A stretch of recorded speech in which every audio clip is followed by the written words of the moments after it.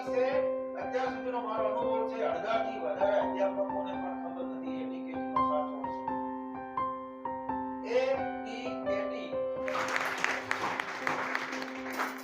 એટલે માણસોમાંથી પ્રેરણા લઈ અને જંગલના પ્રાણીઓથી કોઈ આપણે પણ બ્રોડ બેઝ એજ્યુકેશનલ ઇન્સ્ટિટ્યુશન બનાવો. એમણે ટ્રસ્ટ બનાવ્યું. ટ્રસ્ટી મંડળના સભ્યો બધા ભેગા થયા. બાઘ, સિંહ, જંગલના બધા પ્રાણીઓ, જેમાં સસલું હોય, ઉંદરે હોય, બધા જ પ્રાણીઓ ભેગા થયા અને કે ભાઈ વ્યક્તિનો સર્વાંગી વિકાસ થાય એવું આ લોકો કરે છે. અંગ્રેજી શીખવાડે, બધી ભાષાઓ શીખવાડે, ગણિત શીખવાડે, બધા વિષયો ભણાવે છે.